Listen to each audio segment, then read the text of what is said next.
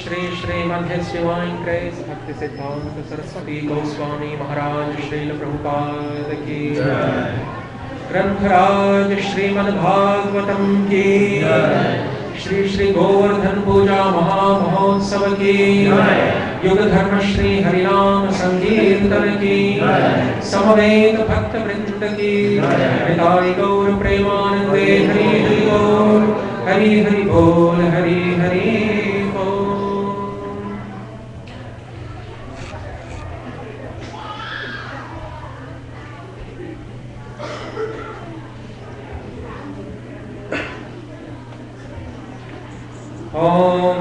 अज्ञानतिमिरान्धस्य ज्ञानाञ्जनशलाकया चक्षुरुन्मीलितं येन तस्मै श्रीगुरवे नमः। चैतन्यमनोभीष्टं स्थापितं येन भूतले स्वयं रूपः तदा मह्यं ददाति स्वपदान्तिकम्। वन्देऽहं श्रीगुरोः श्रीयुतपदकमलं श्रीगुरून् वैष्णवांश्च श्रीरूपं साग्रजातं सहगणरघुनाथान्वितं तं सजीवं साद्वैतं सावधूतं हरिजनसहितं कृष्णचैतन्यदेवं श्रीराधा कृष्णपादान् सहगणललिता श्रीविशाखान्वितांश्च। हे कृष्ण करुणा सिन्धो दीनबन्धो जगत्पते गोपेश गोपिकान्त राधाकान्त नमोऽस्तुते। तप्त काञ्चन गौराङ्गी राधे वृन्दावनेश्वरी वृषभानुसुते देवी प्रणमामि हरिप्रिये। वाञ्छाकल्पतरुभ्यश्च कृपा सिन्धुभ्येव च पतितानां पावनेभ्यो वैष्णवेभ्यो नमो नमः। श्रीकृष्ण चैतन्य प्रभु नित्यानन्द श्री अद्वैत गदाधर श्रीवासादि गौरभक्तवृन्द। हरे Krishna Krishna Krishna Hare Hare Hare Ram Ram Ram Hare Hare. Hare Krishna.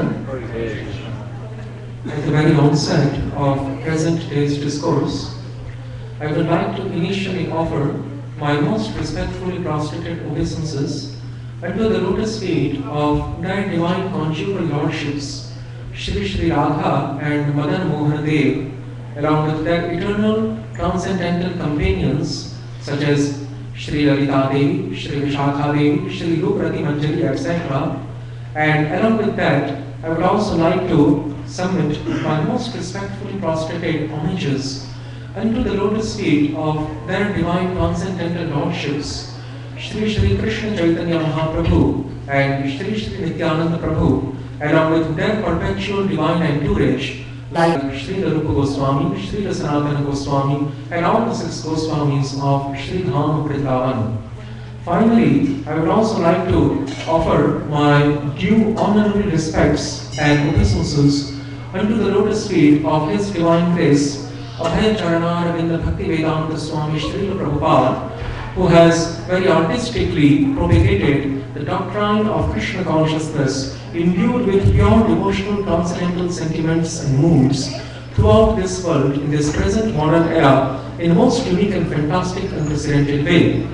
Conclusively, I would also like to pay my obeisances and due honorary respects unto the lotus feet of the initiating spiritual master, as well as all the preceptorial spiritual masters, along with all the senior Vaishnava devotees of the Lord present herein. And thereafter, now, let us commence the context of our discussion, especially the context and topic pertaining to the glorification of Sri Giriraj Govardhan, the commemorance of the sacred ceremony known as Giriraj Puja, alias Annakut Mahamahotsav.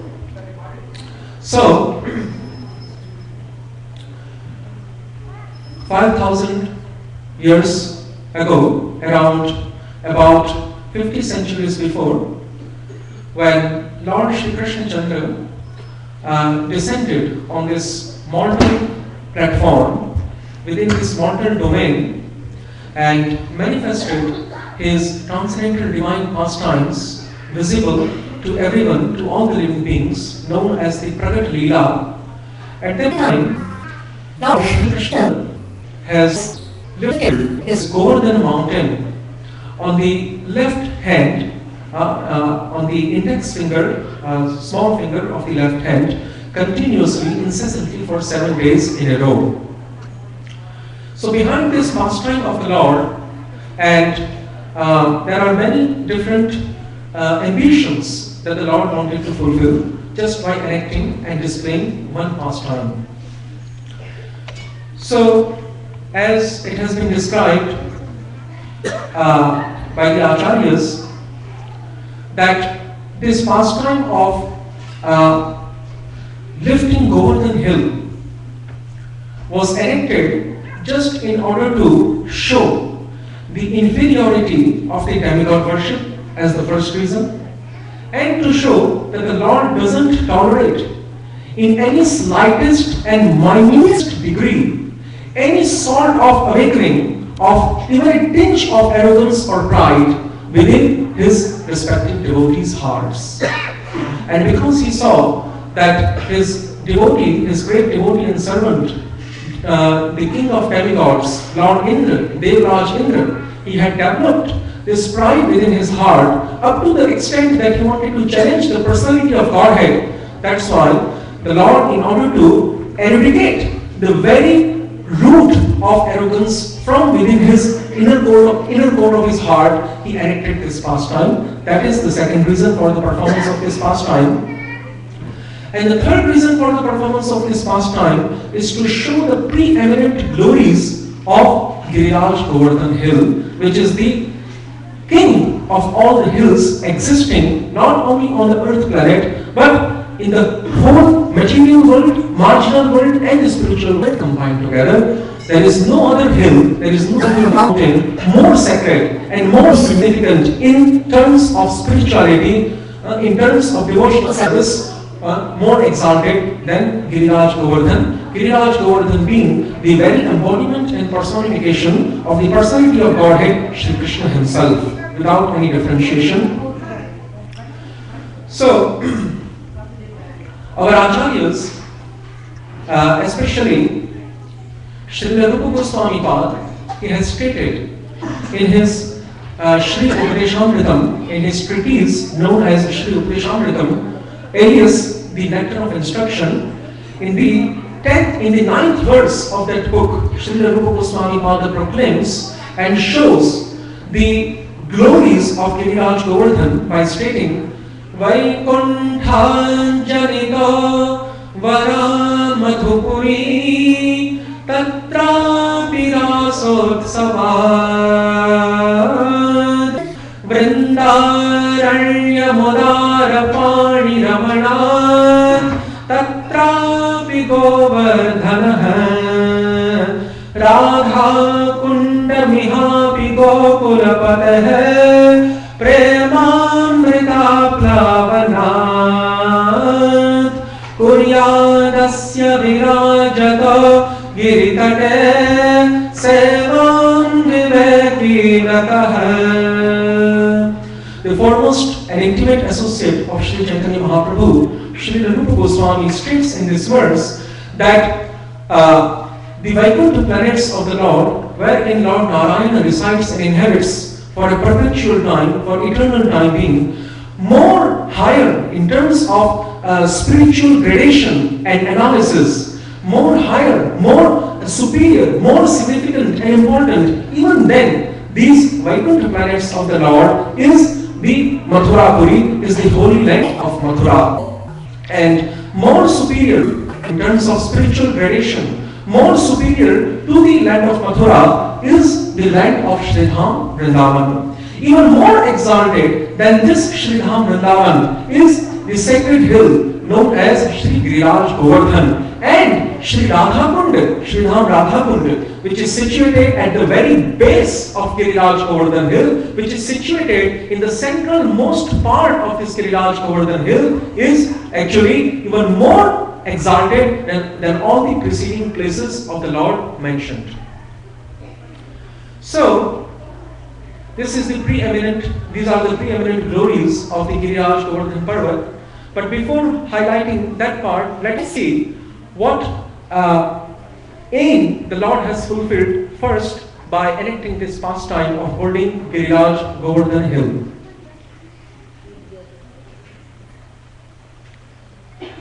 It is said in the Shastras, especially in the Srimad Bhagavad Gita, 3rd chapter, texts 10th, 11th and 12th.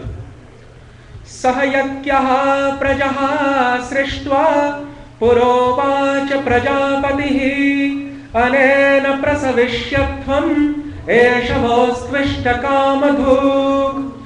Lord Krishna is while imparting his instructions to Arjuna, Lord Krishna is saying that at the very beginning of creation, Lord Brahma, the chief head of all the Prajapatis, he created, along with the living beings, he created the sacred sacrifices. Sahayakyaha prajaha srishtva purovach prajapatihi anena prasavishyatvam eshavostvishta kamadhuk.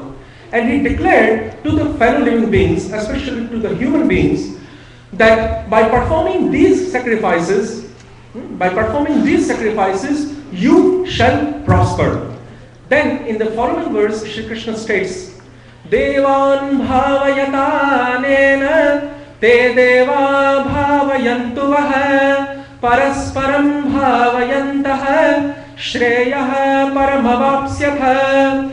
That by performing these sacrifices, you shall please and satisfy the various demigods, the various devatas of celestial paradise heaven, like Indra, Varun, Surya, Chandra, Brahma, Ganesha, Shiva, etc.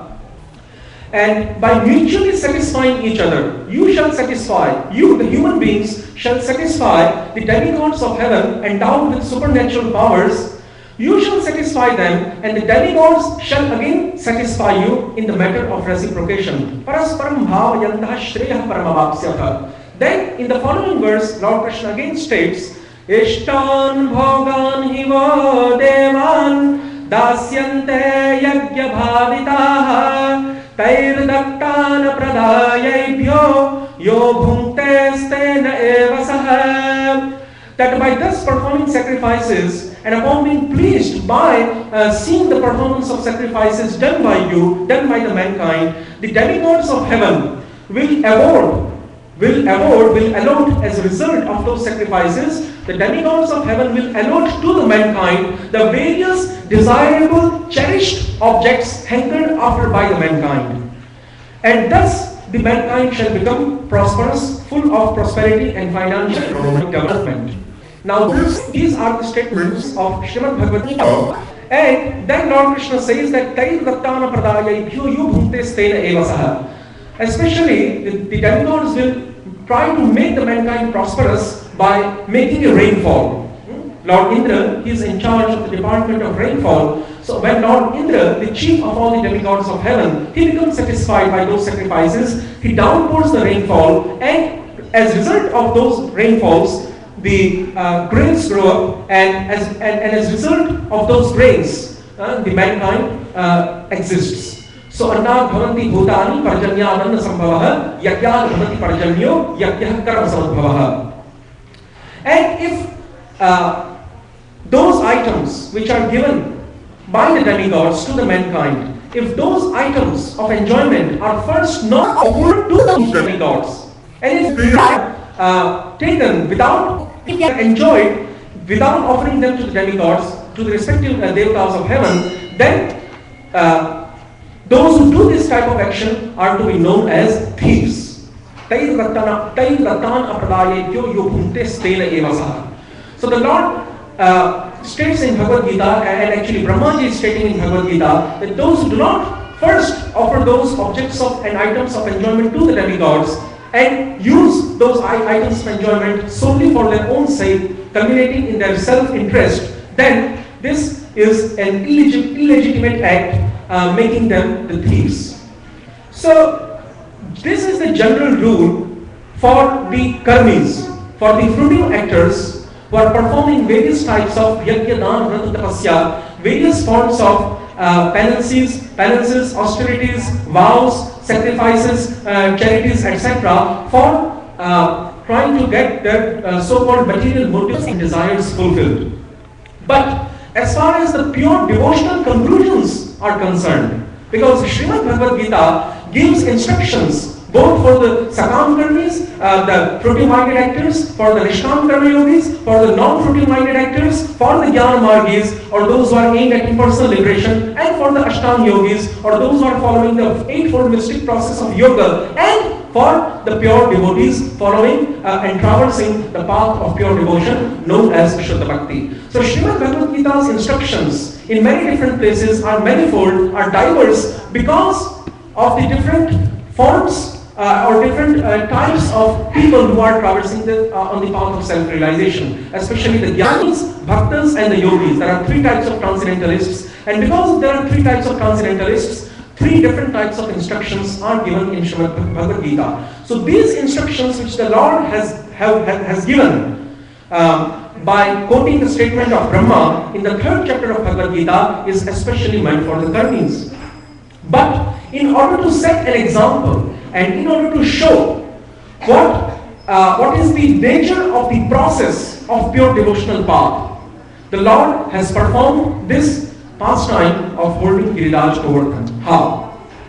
As far as the pure devotional conclusions are concerned, it is declared in Srimad Bhagavatam that akamaha sarvakama va mokshakama udaradhi tivrena bhakti yogena yajeta purusham param. Shukdev Goswami states to Maharaj Parikshit in the second canto and first chapter of Srimad Bhagavatam that akamaha sarvakama va, whether the worshipper is fully infested with all sorts of mundane desires culminating in sensual gratification, or whether the worshipper is endowed with a strong desire of getting liberated from this material world, and he is aspiring after the fivefold liberations like Sarokya, Sashti, Samipya, etc. Or if the worshipper is not endowed with any sort of material or spiritual desire, either culminating in sense gratification or in liberation, but who solely has the desire to satisfy the Lord.